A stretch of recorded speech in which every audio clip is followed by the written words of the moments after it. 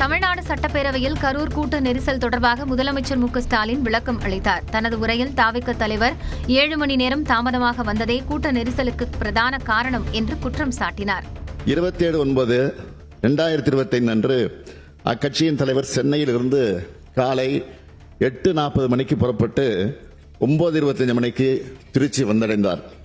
அதன் பின்னர் நாமக்கல் நிகழ்ச்சியில் கலந்து கொண்ட பிறகு கரூருக்கு இரவு 7 மணிக்கு வந்துள்ளார். அதாவது அறிவிக்கப்பட்ட 12 மணி கடந்து 7 மணி நேரம் கழித்துதான் வந்தார். இந்த காலதாமதம் கூட்ட நெரிசலுக்கு முக்கிய காரணமாக அமைந்தது. கரூர் பரப்புரையின் போது காவல்துறை அறிவுறுத்தியும் தமிழக வெற்றிக் கழக தலைவர் வாகனத்தை முன்னே செலுத்தி பேசியதால் தான் கூட்ட நெரிசல் ஏற்பட்டதாக முதலமைச்சர் மு.க.ஸ்டாலின் தெரிவித்தார். கரூர் மாவட்ட காவல் கண்காணிப்பாளர் அக்கட்சியினுடைய இணைச் செயலாளரிடம் பலமுறை தொடர்பு கொண்டு பிரச்சார வாகனத்தை நிறுத்துமாறு கேட்டுக்கொண்டும் அவர் தாவேக கட்சியின் தலைவர் தனது உரையை தொடங்குமாறு கேட்டுக்கொண்டார்.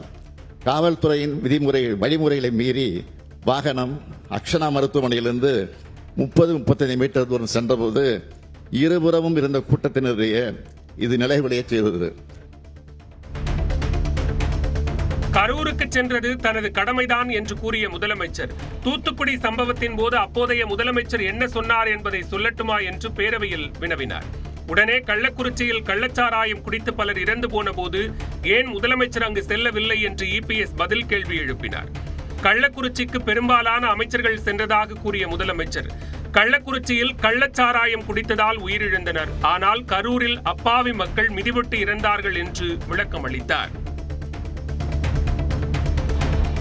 அரசின் அலட்சியம்தான் 41 பேர் உயிரிழப்புக்கு காரணம் என்பதை பதிவு செய்வதாக இபிஎஸ் குற்றம் சாட்டினார்.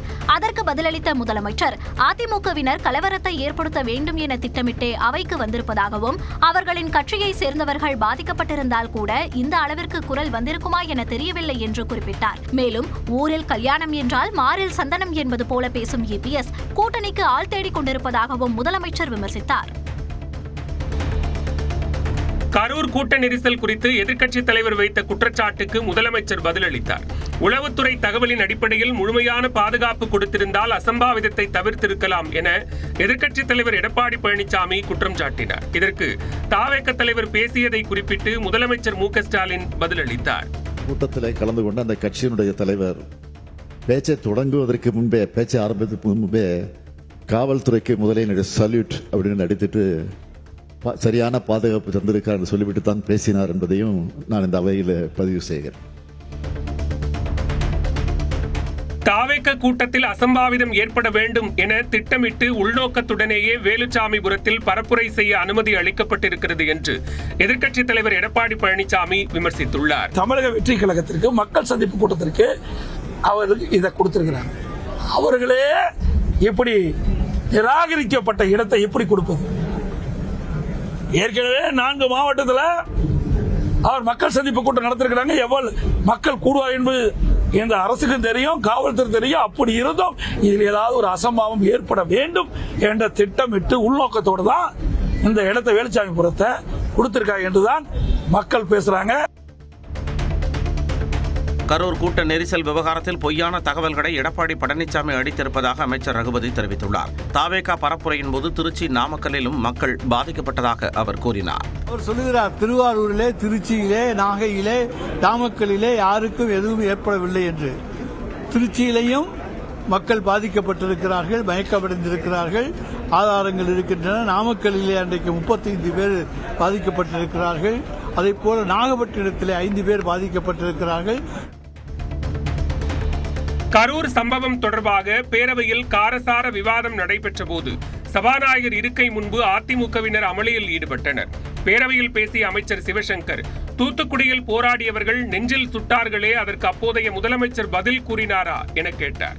இதனால் எதிர்க்கட்சித் தலைவர் எடப்பாடி பழனிசாமி உட்பட அதிமுக உறுப்பினர்கள் சபாநாயகர் இருக்கை முன்பு அமர்ந்து அமளியில் ஈடுபட்டனர். பின்னர் அவர்கள் வெளிநடப்பு செய்தனர்.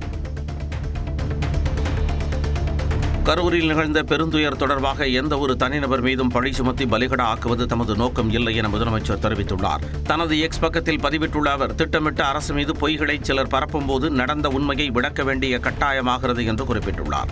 இனி இப்படி நிகழாமல் தடுப்பதற்கான நிலையான வழிகாட்டு நெறிமுறைகளை அரசு வகுத்து வருகிறது என்றும் உச்சநீதிமன்ற இறுதி தீர்ப்பின் அடிப்படையில் அனைத்து நடவடிக்கைகளையும் மேற்கொள்வோம் என்றும் உறுதியளித்த முதலமைச்சர் அனைத்தையும் விட மனித உயிர்களை விலை மதிப்பற்றது என்ற பொறுப்புணர்வுடன் அனைத்து தரப்பினரும் செயல்படுவோம் என்றார். கரூர் கூட்ட நெரிசல் வழக்கில் கைதான தாவேகா கரூர் மாவட்ட செயலாளர் மதியழகன் மற்றும் நிர்வாகி பவுன்ராஜ் ஆகியோருக்கு நீதிமன்ற காவல் நீட்டிப்பு வழங்காத நிலையில் இருவரும் விடுவிக்கப்பட்டனர். கரூரில் செப்டம்பர் 27ஆம் தேதி தாவேகா தலைவர் விஜய் பரப்புரை மேற்கொண்டபோது ஏற்பட்ட நெரிசலில் சிக்கி 41 பேர் உயிரிழந்தனர். இது தொடர்பாக கரூர் மேற்கு மாவட்ட செயலாளர் மதியழகன் மற்றும் பவுன்ராஜ் ஆகியோர் கைது செய்யப்பட்டனர். இருவருக்கும் நீதிமன்றம் விதித்த 15 நாள் காவல் செவ்வாய்க்கிழமையுடன் நிறைவடைந்தது. வடகிழக்கு பருவமழை தொடங்குவதை முன்னிட்டு நியாய விலைக் கடைகளில் நவம்பர் மாதத்திற்குரிய அரிசியை இந்த மாதத்திலேயே பெற்றுக்கொள்ளலாம் என்று அமைச்சர் சக்கரபாணி அறிவித்துள்ளார். அக்டோபர் மாதத்திற்கான அரிசியை ஏற்கனவே பெற்றவர்களும் அக்டோபர் மாத அரிசி ஒதுக்கீட்டை இதுவரை பெறாதவர்களும் நவம்பர் மாதத்திற்குரிய அரிசியை இந்த மாதத்திலேயே பெற்றுக்கொள்ளலாம் என்றும் கூறியுள்ளார். நவம்பர் மாத அரிசியை இந்த மாதத்தில் பெறாதவர்கள் வழக்கம் போல் நவம்பர் மாதத்தில் தங்களுக்குரிய அரிசியினை பெற்றுக்கொள்ளலாம் என்றும் அமைச்சர் சக்கரபாணி தெரிவித்துள்ளார்.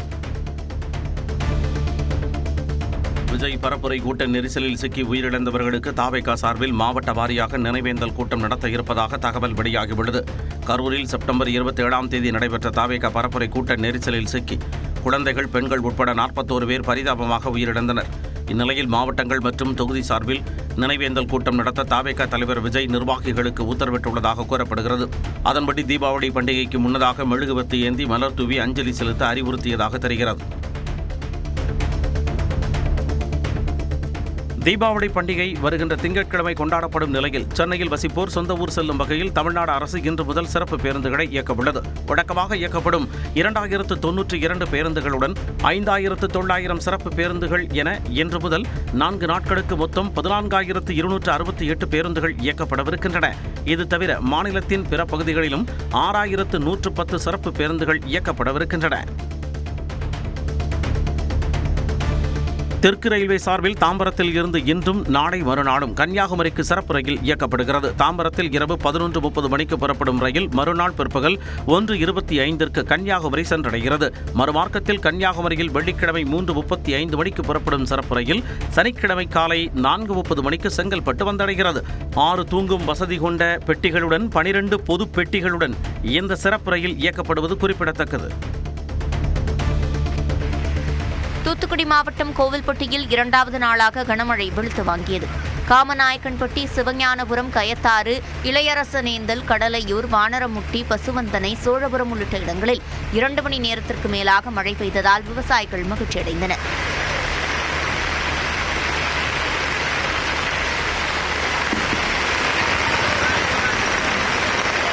விருதுநகர் மாவட்டத்தில் வெம்பக்கோட்டை, கோணம்பட்டி, திருத்தங்கல் உள்ளிட்ட இடங்களில் 2வது நாளாக இடிமின்னலுடன் கனமழை கொட்டியது. சிவகாசியில் கனமழை காரணமாக பட்டாசு உற்பத்தி பணிகள் பாதிக்கப்பட்டன.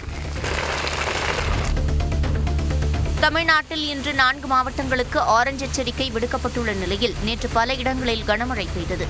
கோவையில் கவுண்டம்பாளையம், இடையர்பாளையம், அன்னூர், சூலூர் உள்ளிட்ட பகுதிகளில் இரவு நேரத்தில் இடிமின்னலுடன் மழை பெய்தது.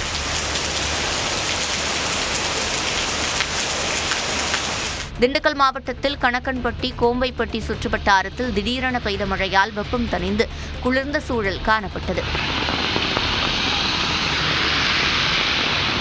தர்மபுரியில் ஆட்சியர் அலுவலகம், இண்டூர், பொம்மிடி, பாப்பிரெட்டிப்பட்டி, கோபிநாதம்பட்டி, கூட்ரோடு உள்ளிட்ட இடங்களில் கனமழை கொட்டியது.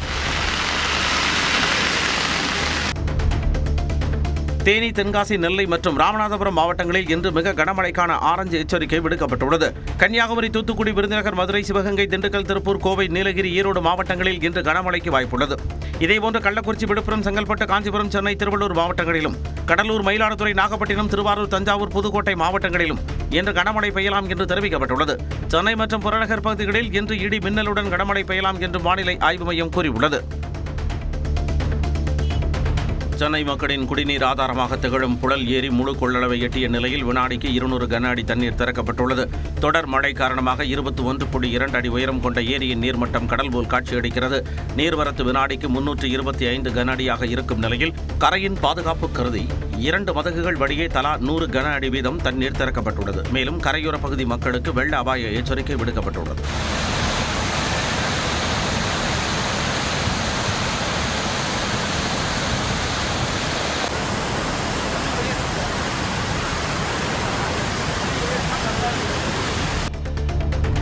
தீபாவளியையொட்டி அரசு அலுவலகங்களில் லஞ்ச ஒழிப்புத்துறை போலீசார் நடத்திய தீவிர சோதனையில் லட்சக்கணக்கான பணம் பறிமுதல் செய்யப்பட்டது. ஈரோடு மாவட்டம் கீழ்பவானி வடிநிலக்கோட்ட சொற்பொறியாளர் அலுவலகத்தில் கணக்கில் வராத 3,50,000 ரூபாய் பறிமுதல் செய்யப்பட்டது. பன்ருட்டி மோட்டார் வாகன ஆய்வாளர் அலுவலகத்தில் 1,90,000 ரூபாய் சிக்கியது. நாகர்கோவில் வட்டார போக்குவரத்து அலுவலகத்தில் 56,000 ரூபாய் பணமும் 20க்கும் மேற்பட்ட பட்டு புடவைகள், பட்டு சால்வைகள் பறிமுதல் செய்யப்பட்டன. சென்னையில் ஒரு சவரன் ஆபரண தங்கத்தின் விலை 95,000 ரூபாயை நெருங்கி வருகிறது. ஆபரண தங்கம் விலை கிராமுக்கு 35 ரூபாய் உயர்ந்து 11,860 ரூபாய்க்கு விற்பனையாகிறது.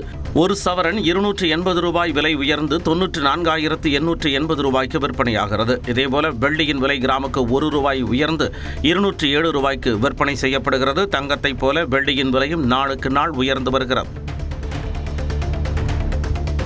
தமிழக மாம்பழ விவசாயிகள் விஷயத்தில் திமுக அரசு வெற்று நாடகம் நடத்தி வருவதாக மத்திய இணையமைச்சர் எல் முருகன் விமர்சித்துள்ளார்.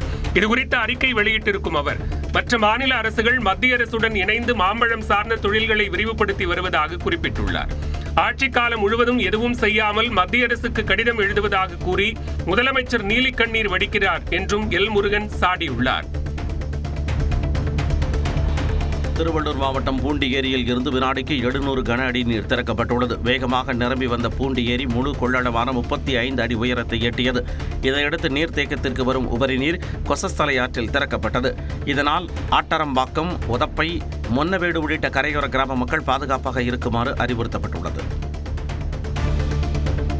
தீபாவளி விடுமுறையை முன்னிட்டு சென்னை முதல் விழுப்புரம் வரையிலான GST சாலையில் வரும் வெள்ளிக்கிழமை மற்றும் சனிக்கிழமைகளில் கனரக வாகனங்களுக்கு தடை விதிக்கப்பட்டுள்ளது. சென்னை மற்றும் ஆவடி பகுதிகளில் இருந்து வரும் கனரக வாகனங்கள் பூந்தமல்லியில் இருந்து திருப்பிவிடப்பட்டு GST சாலையை அடைய ஏற்பாடு செய்யப்பட்டுள்ளது. அதேபோன்று மதுரவாயில் பகுதியில் இருந்து வரும் கனரக வாகனங்கள் ஒரகடம் சந்திப்பில் திருப்பிவிடப்படும். மேலும் வரும் 21 மற்றும் 22 ஆகிய தேதிகளில் செங்கல்பட்டு வழியாக வரும் கனரக வாகனங்கள் செங்கல்பட்டு காஞ்சிபுரம் சாலை, ஸ்ரீபெரும்புதூர் வழியாக பெங்களூரு தேசிய நெடுஞ்சாலை மூலம் சென்னையை வந்தடைய அறிவுறுத்தப்பட்டுள்ளது. 8 ஆண்டுகளுக்கு பிறகு தலைநகர் டெல்லியில் பட்டாசு வெடிக்க உச்சநீதிமன்றம் அனுமதி அளித்துள்ளது.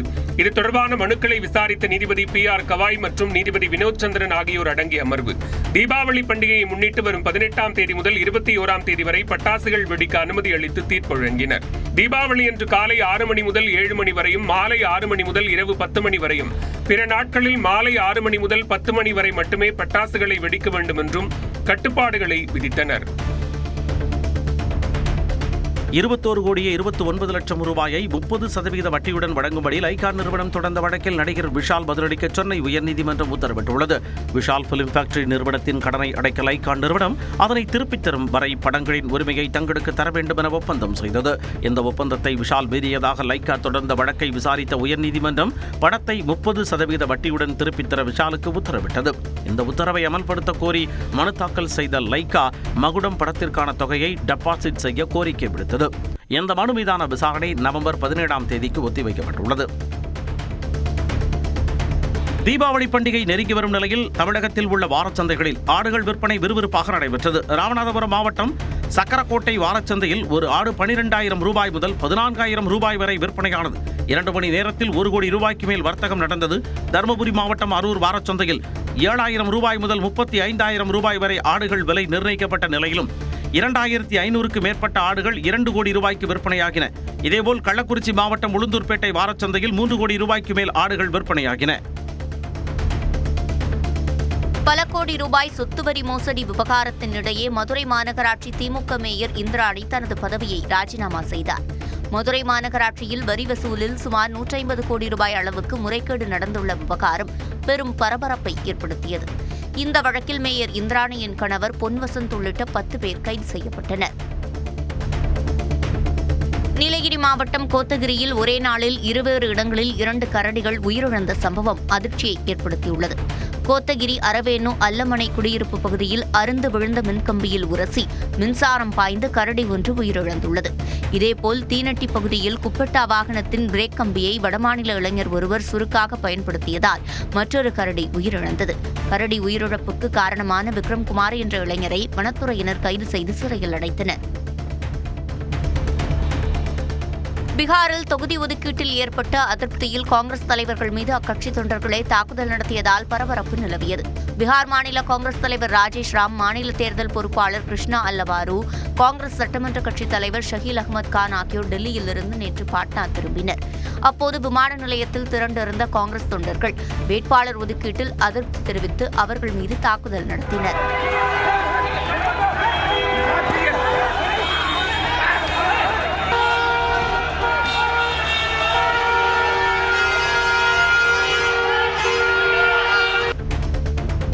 பீகாரில் இந்தியா கூட்டணியில் தொகுதி பங்கீடு இன்னும் நிறைவடையாத நிலையில் ராஷ்டிரிய ஜனதா தள கட்சித் தலைவர் தேஜஸ்வி வேட்புமனுவை தாக்கல் செய்தார். அவர் ரகோபூர் தொகுதியில் போட்டியிட உள்ளார். ஏற்கனவே அங்கு அவர் இருமுறை வெற்றி பெற்றுள்ளார். மூன்றாவது முறையாகவும் அதே தொகுதியை அவர் தேர்ந்தெடுத்து தனது தந்தை லாலு பிரசாத், தாயார் ராப்ரி தேவியுடன் சென்று வேட்புமனுவை தாக்கல் செய்தார். இதற்கிடையே காங்கிரஸ் கட்சியும் 13 தொகுதிகளுக்கு வேட்பாளர்களை அறிவித்துள்ளது. பீகார் சட்டமன்ற தேர்தலில் பாஜக போட்டியிடும் 101 தொகுதிகளுக்கான வேட்பாளர்கள் பட்டியல் வெளியிடப்பட்டுள்ளது. இந்த முறை சிட்டிங் எம்பிக்களுக்கோ அல்லது மத்திய அமைச்சர்களுக்கோ பாஜக தலைமை வாய்ப்பு வழங்கவில்லை. பாஜகவில் இணைந்த ஒரே நாளில் பாடகி மைதிலி தாக்கூருக்கு அலிநகர் தொகுதியில் போட்டியிட வாய்ப்பளிக்கப்பட்டுள்ளது. நிதிஷ்குமாரின் ஐக்கிய ஜனதா தளம் கட்சியிலிருந்தும் 57 பேர் அடங்கிய வேட்பாளர் பட்டியல் வெளியாகியிருக்கிறது. இதில் இஸ்லாமியர்கள் யாருக்கும் வாய்ப்பு வழங்கப்படவில்லை.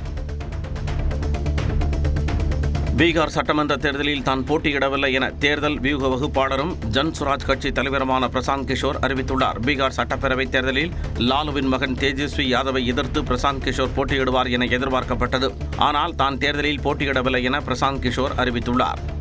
नहीं करेंगे, अभी वो निर्णय हो गया है पार्टी में। चंचल सिंह जी का राघोपुर से करने के बाद तो आप कॉन्टेस्ट नहीं कर रहे हैं? नहीं कर रहे हैं। पार्टी ने निर्णय लिया है कि मेरे पास पहले से जो काम है.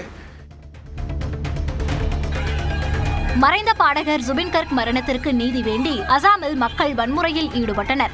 ஜுபின் கர்க் மரண வழக்கில் 5 பேர் கைது செய்யப்பட்ட நிலையில் அவர்களுக்கு நீதிமன்ற காவல் விதிக்கப்பட்டது. இதற்காக பஸ்கா மாவட்ட சிறைக்கு வாகனத்தில் கைதானவர்கள் அழைத்து செல்லப்பட்ட போது அங்கு ஏராளமான மக்கள் கூடினர். அப்போது வாகனத்தை நோக்கி கல்வீச்சில் அவர்கள் ஈடுபட்டதால் பதற்றம் நிலவியது.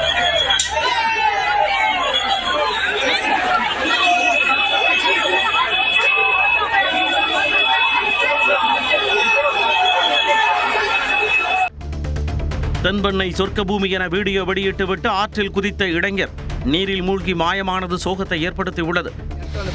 அவ்வளோ சூப்பரான இடமே, அவ்வளோ பசங்க வந்து குளிச்சு என்ஜாய் பண்ணுங்க, லைஃப் நல்லா என்ஜாய் பண்ணுவாங்க.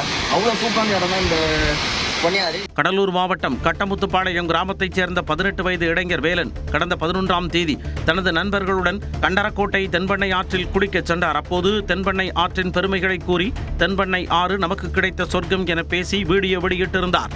அதன் பின் ஆற்றில் குளித்த அவர் நீரில் அடித்துச் செல்லப்பட்டார். தமிழ்நாடு ஒலிம்பிக் சங்கத்தின் தலைவராக மீண்டும் போட்டியின்றி தேர்ந்தெடுக்கப்பட்டது குறித்து வேல்ஸ் குழும நிறுவனங்களின் தலைவர் ஐசரி கணேசன் மகிழ்ச்சியும் நன்றியும் தெரிவித்துள்ளார். மாநிலத்தின் விளையாட்டுத் திறனை உயர்த்தவும் இளம் திறமையாளர்களுக்கு அதிக வாய்ப்புகளை வழங்கவும் தாங்கள் தொடர்ந்து பணியாற்றுவோம் என்று கூறியுள்ளார். மேலும் தமிழ்நாடு ஒலிம்பிக் சங்கத்தில் புதிதாக தேர்ந்தெடுக்கப்பட்ட அனைத்து நிர்வாகிகளுக்கும் வாழ்த்து தெரிவித்தார். கன்னியாகுமரி மாவட்டம் மேலமணக்குடி மீனவ கிராமத்தில் இரு தரப்பினர் மோதிக்கொண்ட சம்பவத்தின் சிசிடிவி காட்சிகள் வெளியாகி பரபரப்பை ஏற்படுத்தியுள்ளது. மேலமணக்குடி மீனவ கிராமத்தில் ஊர் தலைவர் மாற்றம் தொடர்பாக ஒரே சமுதாயத்தைச் சேர்ந்த இரு தரப்பினரிடையே வாக்குவாதம் ஏற்பட்டது. இதனையடுத்து வாக்குவாதம் கைகலப்பாக மாறிய நிலையில் இருதரப்பும் அரிவாள், கட்டை உள்ளிட்ட ஆயுதங்களால் தாக்கிக் கொண்டனர். இந்த சம்பவத்தின் சிசிடிவி காட்சிகள் வெளியான நிலையில் சுசீந்திரம் காவல் நிலையத்தினர் விசாரணை நடத்தி வருகின்றனர். சிவகங்கை மாவட்டம் மானாமதுரை ஊராட்சி ஒன்றிய அலுவலகத்தில் ஒரு உதவியாளர் பணிக்கு 851 பேர் விண்ணப்பித்திருந்த நிலையில் சான்றிதழ் சரிபார்க்க 400க்கும் அதிகமானோர் குவிந்தனர். மானாமதுரை ஊராட்சி ஒன்றிய அலுவலகத்தில் ஒரு அலுவலக உதவியாளர் பணிக்கு விண்ணப்பிக்க அறிவிப்பு வெளியிடப்பட்டிருந்தது. இதற்கு கல்வி தகுதியாக 8ஆம் வகுப்பு படித்திருக்க வேண்டும் என அறிவித்திருந்த நிலையில் பட்டதாரிகள் பலர் உட்பட 851 பேர் விண்ணப்பித்திருந்தனர். திருநெல்வேலி மாவட்டம் திருக்குறுங்குடி நம்பியாற்றில் கரையில் விட்ட காலனியை எடுக்கச் சென்றவர் வெள்ளத்தில் சிக்காமல் நொடியில் தப்பிய காட்சிகள் வெளியாகியுள்ளன. மேற்கு தொடர்ச்சி மலைப்பகுதிகளில் பெய்யும் மழையால் நம்பியாற்றில் வெள்ளப்பெருக்கு ஏற்பட்டது. இதனை பார்த்த நபர் ஒருவர் கரையிலிருந்து தனது காலனியை எடுத்துக்கொண்டு மின்னல் வேகத்தில் ஓடி உயிர் தப்பினார்.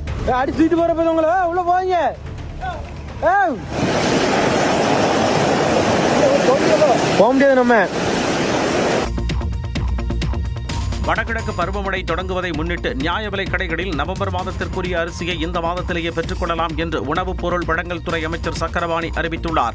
அவர் வெளியிட்டுள்ள அறிக்கையில் வடகிழக்கு பருவமழை காலத்தில் மழை அதிகம் பெய்யலாம் என எதிர்பார்க்கப்படுவதாக குறிப்பிட்டுள்ளார். இதனை கருத்தில் கொண்டு அரிசி குடும்ப அட்டைதாரர்கள் பயனடையும் வகையில் அனைத்து நியாய விலை கடைகளிலும் அரிசி குடும்ப அட்டைதாரர்கள் தங்களுடைய நவம்பர் மாதத்திற்குரிய அரிசியை மட்டும் இந்த மாதத்திலேயே பெற்றுக் கொள்ளலாம் என்று தெரிவித்துள்ளார். அக்டோபர் மாதத்திற்கான அரிசியை ஏற்கனவே பெற்றவர்களும் அக்டோபர் மாத அரிசி ஒதுக்கீட்டை இதுவரை பெறாதவர்களும் நவம்பர் மாதத்திற்குரிய அரிசியை இந்த மாதத்திலேயே பெற்றுக் கொள்ளலாம் என்றும் கூறியுள்ளார். நவம்பர் மாத அரிசியை இந்த மாதத்தில் பெறாதவர்கள் வழக்கம் போல் நவம்பர் மாதத்தில் தங்களுக்குரிய அரிசியினை பெற்றுக் கொள்ளலாம் என்றும் இந்த வசதியினை அனைத்து அரிசி குடும்ப அட்டைதாரர்களும் பயன்படுத்திக் கொள்ளலாம் என்றும் அமைச்சர் சக்கரபாணி தெரிவித்துள்ளார்.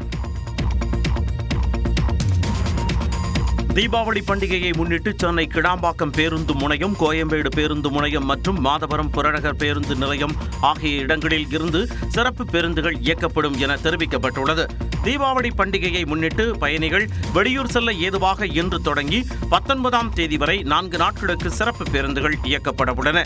சென்னையில் தினசரி இயக்கப்படும் 2092 பேருந்துகளுடன் 5900 சிறப்பு பேருந்துகள், பிற ஊர்களில் இருந்து என மொத்தம் 20378 பேருந்துகள் இயக்கப்பட உள்ளன. இந்நிலையில் அரசு விரைவு போக்குவரத்து கழக மேலாண் இயக்குநர் விடுத்துள்ள அறிவிப்பில் சென்னை மாநகரில் போக்குவரத்து நெரிசலை வெகுவாக குறைத்திட 3 இடங்களில் இருந்து புறப்படும் வகையில் ஏற்பாடு செய்யப்பட்டுள்ளதாக தெரிவித்துள்ளார். அதன்படி திருச்சி, கரூர், மதுரை, நெல்லை, கோவை உள்ளிட்ட வழித்தட பேருந்துகள் கிடாம்பாக்கம் பேருந்து முனையத்தில் இருந்து புறப்படும்.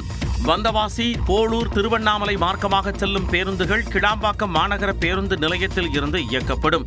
வேலூர், ஆற்காடு, காஞ்சிபுரம், ஓசூர், பெங்களூரு செல்லும் பேருந்துகள், திருத்தணி வழியாக திருப்பதி செல்லும் பேருந்துகள், நாகை, திருவாரூர், திருத்துறைப்பூண்டி செல்லும் பேருந்துகள் கோயம்பேடு பேருந்து நிலையத்தில் இருந்து புறப்படும். திருச்சி, சேலம், கும்பகோணம், பொன்னேரி, ஊத்துக்கோட்டை, செங்குன்றம் வழியாக ஆந்திரா செல்லும் பேருந்துகள் மாதவரம் புதிய பேருந்து நிலையத்தில் இருந்து இயக்கப்படும் என்று தெரிவிக்கப்பட்டுள்ளது. திருவாரூர் மாவட்டத்தில் பல்வேறு பகுதிகளில் கனமழை பெய்ததால் தீபாவளி வியாபாரம் பாதிக்கப்பட்டு வியாபாரிகள் வேதனைக்கு உள்ளாகினர். திருவாரூர், சேந்தமங்கலம், கமலாபுரம், வடபாதிமங்கலம், விடமல், அடியக்கமங்கலம் உள்ளிட்ட இடங்களில் பரவலாக கனமழை பெய்தது. தீபாவளியையொட்டி சாலையோரம் கடை போட்டிருந்த வியாபாரிகள் மழையால் வியாபாரம் செய்ய முடியாமல் பாதிக்கப்பட்டனர்.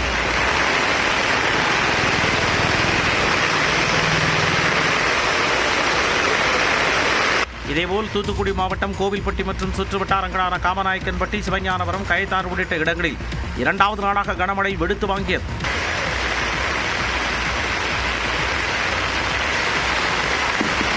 சிவகாசி, பழனி மற்றும் அவற்றின் சுற்று வட்டாரங்களிலும் கனமழை பெய்தது. தருமபுரி மாவட்டம் இலக்கியம்பட்டி, செந்தில் நகர், அதியமான் கோட்டை, நல்லம்பள்ளி சுற்று வட்டாரங்களில் மிதமான மழை பெய்தது. மழை பெய்தது. கன்னியாகுமரி மாவட்டத்தில் மேற்கு தொடர்ச்சி மலை மற்றும் அதனை ஒட்டிய கடையாலுமூடு, அருமனை, களியல் சுற்றுவட்டார பகுதிகளிலும், கடியக்காவிலை, குளித்துறை, மார்த்தாண்டம் உள்ளிட்ட பகுதிகளிலும் பரவலாக மழை பெய்தது.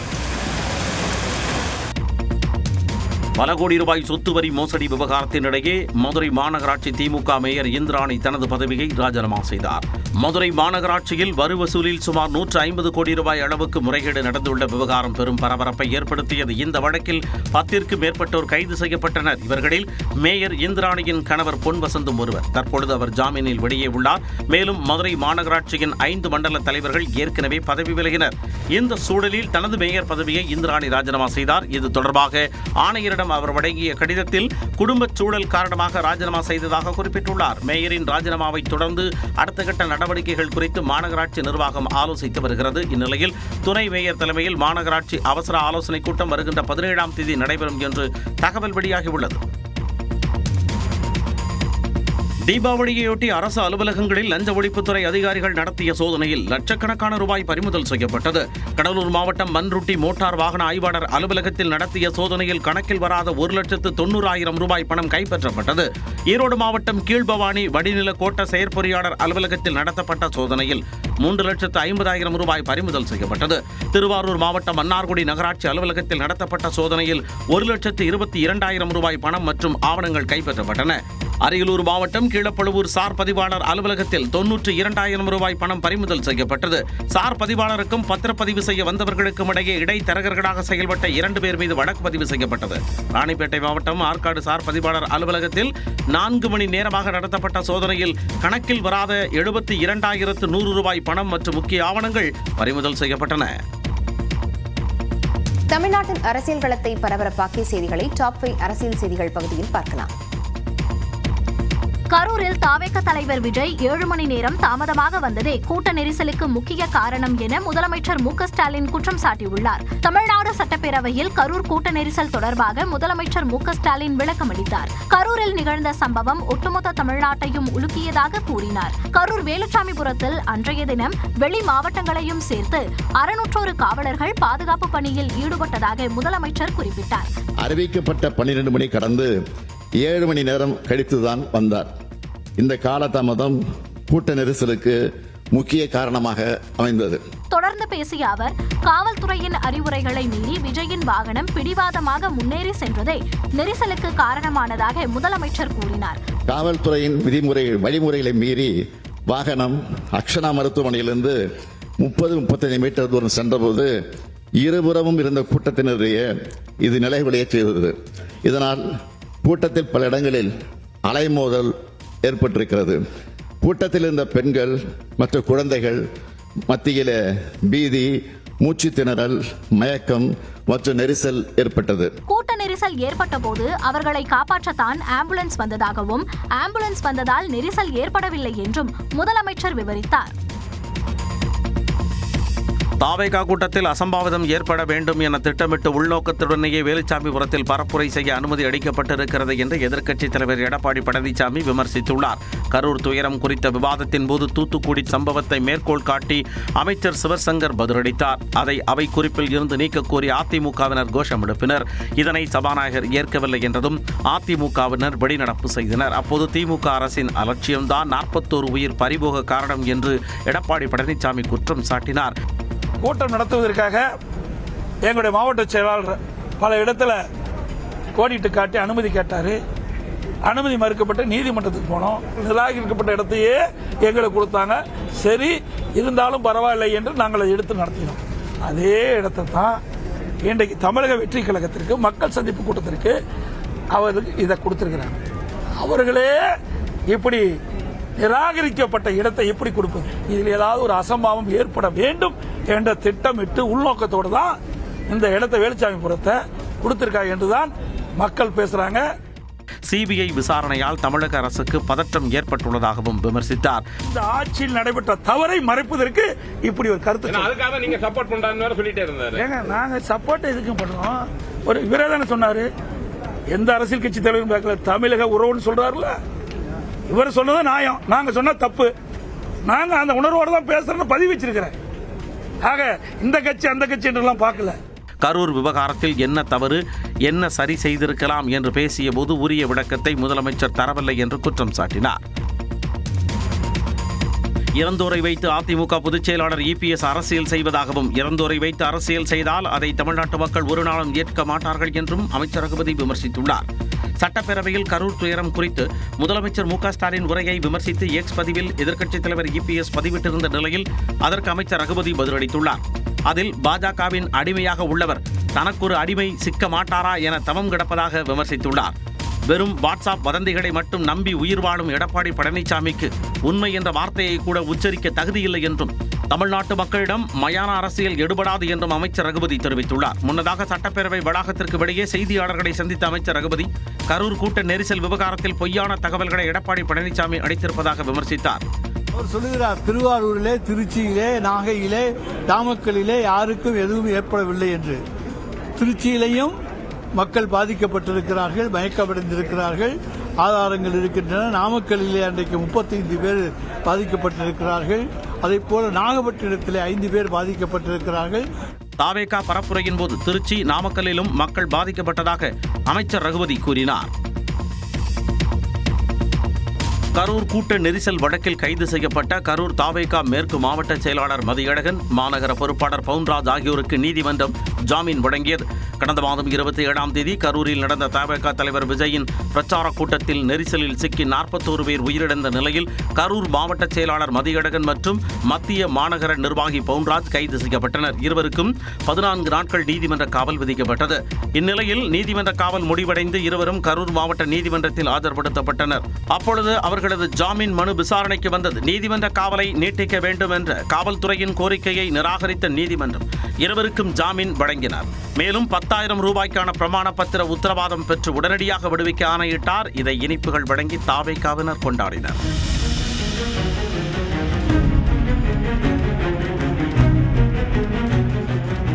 இந்த வழக்கானது சிபிஐக்கு மாற்றப்பட்டு விட்டது. எனவே ரிமாண்ட் கேட்க வேண்டும் என்று சொன்னால் சிபிஐ தான் இந்த ரிமாண்டை இங்கே கேட்க முடியும். இதனிடையே விஜய் பரப்புரையின் போது ஆம்புலன்ஸை வழிமறித்து ஓட்டுநரை தாக்கிய வழக்கில் சேலம் கிழக்கு மாவட்ட செயலாளர் வெங்கடேசனின் ஜாமீன் மனுவை கரூர் நீதிமன்றம் தள்ளுபடி செய்தது. 2026 சட்டமன்ற தேர்தலில் வெற்றி பெறக்கூடிய வகையில் பிரிந்து கிடக்கக்கூடிய அனைத்து அணிகளும் ஒன்றிணைந்து செயல்பட உறுதியேற்போம் என்று முன்னாள் முதலமைச்சர் ஓ பன்னீர்செல்வம் தெரிவித்துள்ளார். இது தொடர்பாக முன்னாள் முதலமைச்சர் ஓ பன்னீர்செல்வம் விடுத்திருக்கூடிய அறிக்கையில், மறைந்த முதலமைச்சர்களான எம்ஜிஆர் மற்றும் ஜெயலலிதா ஆகியோர் அதிமுகவை தலைமையேற்று வழிநடத்திய போது கூட்டணி கட்சிகள் அதிமுகவை நோக்கி வந்ததாகவும், தற்போது அந்த நிலை மாறி கூட்டணிக்காக கையேந்த வேண்டிய நிலை அதிமுகவுக்கு ஏற்பட்டிருப்பதாகவும் கூறியுள்ளார். அதிமுக இந்த நிலைக்கு தள்ளப்பட்டது அந்த கட்சி பல அணிகளாக பிரிந்து கிடப்பதால் தான் என்று கூறியுள்ள ஓ பன்னீர்செல்வம், இதே நிலை நீடித்தால் 2026ஆம் ஆண்டு சட்டமன்ற தேர்தலில் தோல்வியை சந்திப்பது மட்டுமல்லாது 3வது இடத்திற்கு செல்லக்கூடிய நிலை அதிமுகவுக்கு ஏற்படும் என்றும் தெரிவித்துள்ளார். வாழ்வா சாவா என்ற நிலைக்கு அதிமுக தற்போது தள்ளப்பட்டு உள்ளதாக தன்னுடைய அறிக்கையில் கூறியுள்ள ஓபிஎஸ், ஒன்றுபட்டால் உண்டு வாழ்வு என்பதை மனதில் நிலைநிறுத்தி 2026 சட்டமன்ற தேர்தலில் வெற்றி பெறக்கூடிய வகையில் ஒன்றிணைந்து செயல்பட உறுதியேற்போம் என்றும் கூறியுள்ளார். தலைநகர் டெல்லியில் பட்டாசு வெடிக்க அனுமதி உள்ளிட்ட செய்திகளை டாப் 5 இந்தியா பகுதியில் பார்க்கலாம். தலைநகர் டெல்லியில் 8 ஆண்டுகளுக்கு பிறகு பட்டாசு வெடிக்க உச்சநீதிமன்றம் அனுமதி அளித்துள்ளது. காற்று மாசை கட்டுப்படுத்த என்சிஆர் எனப்படும் டெல்லி மற்றும் அதனை சுற்றியுள்ள ராஜஸ்தான், ஹரியானா, உத்தரப்பிரதேச மாநிலங்களின் சில மாவட்டங்களில் பட்டாசு வெடிக்க கடந்த 2017ஆம் ஆண்டு தடை விதிக்கப்பட்டது. இந்நிலையில் டெல்லியில் பட்டாசு வெடிக்க அனுமதி கோரி தாக்கல் செய்யப்பட்ட மனு நீதிபதி PR கவாய் மற்றும் நீதிபதி வினோத் சந்திரன் ஆகியோர் அமர்வில் விசாரணைக்கு வந்தது. அப்போது தீபாவளி பண்டிகையை முன்னிட்டு வரும் 18ஆம் தேதி முதல் 21ஆம் தேதி வரை மட்டுமே பட்டாசுகள் வெடிக்க அனுமதி அளித்து நீதிபதிகள் தீர்ப்பளித்தனர். தீபாவளி அன்று காலை 6 மணி முதல் 7 மணி வரையும், மாலை 6 மணி முதல் இரவு 10 மணி வரை பட்டாசுகளை வெடிக்க அனுமதி அளித்தனர். பிற நாட்களில் மாலை 6 முதல் 10 மணி வரை மட்டுமே பட்டாசுகளை வெடிக்க வேண்டும் என்றும் கட்டுப்பாடு விதித்தனர்.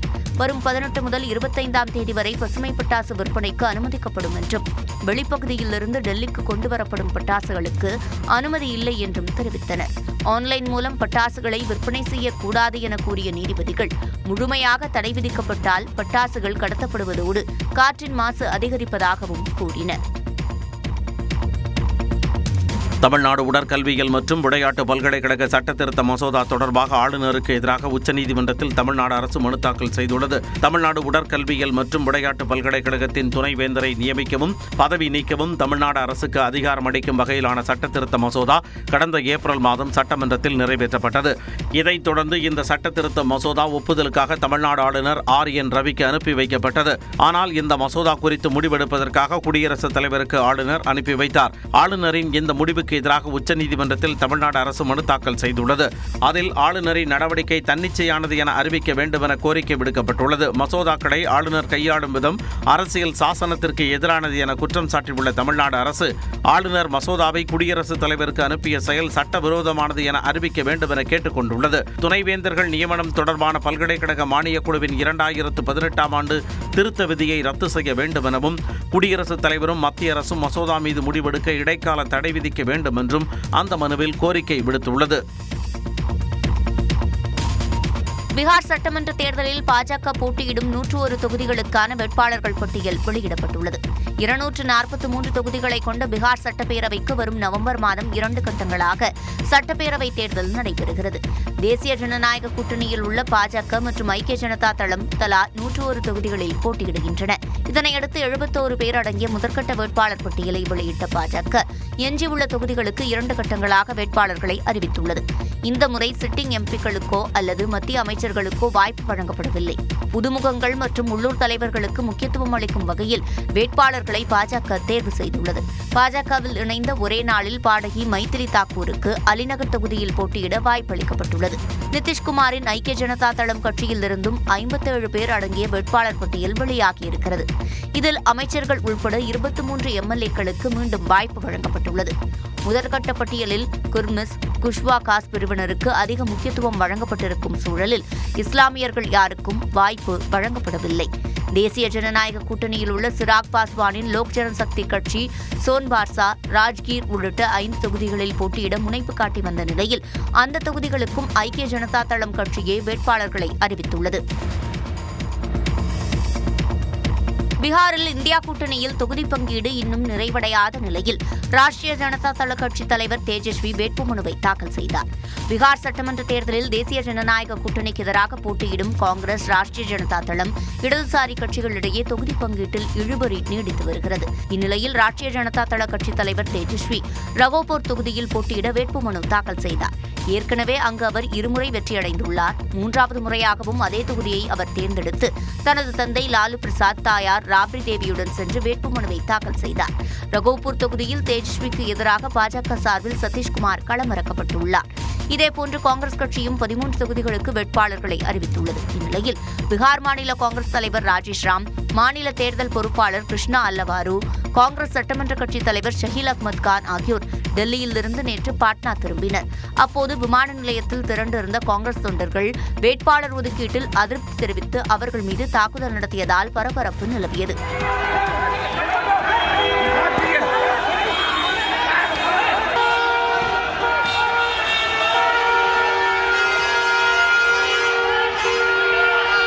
முதற்கட்ட தேர்தலுக்கான வேட்புமனு தாக்கல் நாளையுடன் நிறைவடையும் நிலையில் அதற்கு முன்னதாக இந்தியா கூட்டணி கட்சிகளிடையே தொகுதி பங்கீடு இறுதி செய்யப்படுமா என்ற கேள்வி எழுந்துள்ளது. ஆப்கானிஸ்தான், பாகிஸ்தான் நாடுகள் இடையேயான போர் நிறுத்தம் உள்ளிட்ட செய்திகளை டாப் 5 உலகம் பகுதியில் பார்க்கலாம். இஸ்ரேல் காசா இடையான 2 ஆண்டு கால போர் அமெரிக்க அதிபர் டிரம்பின் நடவடிக்கையால் முடிவுக்கு வந்துள்ளது. இந்நிலையில் டிரம்பை புகழக்கூடிய வகையில் டைம் நிறுவனம் அட்டையில் அவருடைய புகைப்படத்துடன் கூடிய கட்டுரையை வெளியிட்டுள்ளது. அதில் காசாவில் பிடித்து வைக்கப்பட்ட பிணை கைதிகள் டிரம்பின் முதற்கட்ட அமைதி திட்டத்தின் கீழ் விடுதலையானார்கள் என்று தெரிவிக்கப்பட்டுள்ளது. டிரம்பின் 2வது பதவிக்காலத்தில் அவர் மிகப்பெரிய சாதனையை படைத்திருப்பதாகவும் கூறியுள்ளது. இந்நிலையில் டைம் நிறுவனம் தன்னை பற்றி நல்ல முறையில் கட்டுரை வெளியிட்டிருப்பதாக தன்னுடைய சமூக வலைதள பக்கத்தில் பதிவேற்றக்கூடிய டிரம்ப், ஆனால் அவர்கள் வெளியிட்ட புகைப்படம் எந்த காலத்திலும் மோசமான ஒன்று என்றும் கண்டித்துள்ளார். கீழே இருந்து ஒரு கோணத்தில் எடுக்கக்கூடிய புகைப்படங்களை தான் ஒருபோதும் விரும்புவதில்லை என்றும் தெரிவித்துள்ளார். அவர்கள் தன்னுடைய முடியை மறைத்து விட்டதாக ஆதங்கப்பற்றக்கூடிய டிரம்ப், காற்றில் பறப்பது போன்ற சில முடிகள் மட்டுமே காணப்படுவதாகவும் அது காற்றில் பறக்கக்கூடிய சிறிய கிரீடம் போல் இருப்பதாகவும் கடுகடுத்துள்ளார். எனினும் டைம் நிறுவனத்தின் இந்த பதிவுக்கு 30,000க்கும் மேற்பட்டோர் லைக் செய்திருப்பது குறிப்பிடத்தக்கது.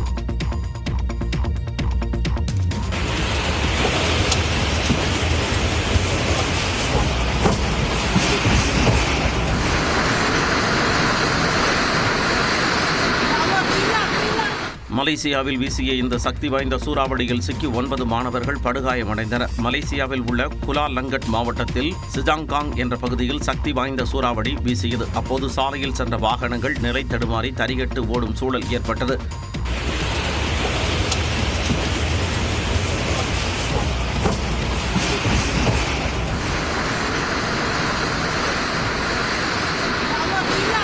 அதே பகுதியில் இருந்த கல்வி நிலையம் ஒன்றில் 9 மாணவர்கள் சூறாவளியில் சிக்கி படுகாயமடைந்தனர். இதேபோன்று அரசு அலுவலகம் ஒன்றில் மேற்கூரை பறந்ததில் படுகாயமடைந்த 51 வயது பெண் ஒருவர் பாதுகாப்பாக மீட்கப்பட்டார்.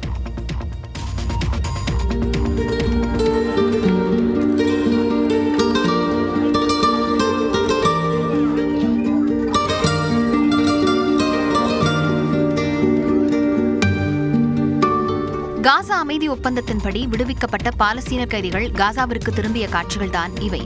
இஸ்ரேல் காசா இடையேயான 2 ஆண்டு கால போர் காசா அமைதி ஒப்பந்தத்தின்படி முடிவுக்கு வந்துள்ளது. அமைதி ஒப்பந்தத்தின்படி இருதரப்பிலும் கைதிகளை விடுவித்து வருகின்றனர். அந்த வகையில் செஞ்சிலுவை சங்கத்தின் வாகனத்தில் விடுவிக்கப்பட்ட பாலஸ்தீன கைதிகள் போரால் பாதிக்கப்பட்ட காசா பகுதிக்குள் வந்தனர். அந்த வாகனத்தை சூழ்ந்து உறவினர்கள் உற்சாக வரவேற்பளித்தனர்.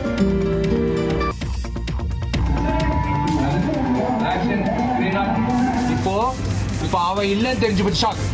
இப்போ இயக்குனருடன் ஏற்பட்ட கருத்து வேறுபாடு காரணமாக நடிகர் விஷால் இயக்குனராக அவதாரம் எடுத்த காட்சிகள்தான் இவை. ஐங்கரன், ஈட்டி ஆகிய திரைப்படங்கள் மூலம் கவனம் ஈர்த்தவர் இயக்குனர் ரவி அரசு. இவர் விஷாலின் 35வது திரைப்படமான மகுடம் என்ற படத்தை இயக்கி வந்தார்.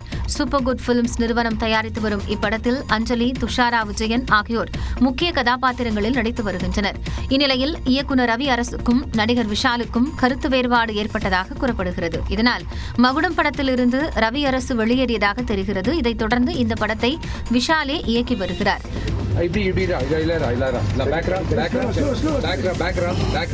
முன்னதாக இயக்குனர் மிஷ்கினுடன் ஏற்பட்ட கருத்து வேறுபாடு காரணமாக துப்பறிவாளன் 2 படத்தை தானே இயக்க இருப்பதாக விஷால் அறிவித்திருந்ததும் குறிப்பிடத்தக்கது.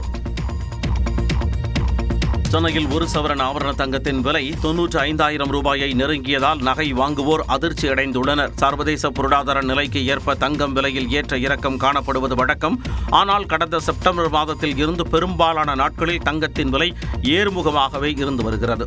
இந்த நிலையில் சென்னையில் ஆபரண தங்கம் விலை கிராமுக்கு 35 ரூபாய் உயர்ந்து 11,860 ரூபாய்க்கு விற்பனையாகிறது. சவரனுக்கு 280 ரூபாய் அதிகரித்து 94,880 ரூபாய்க்கு விலை நிர்ணயம் செய்யப்பட்டு புதிய உச்சத்தை தொட்டுள்ளது.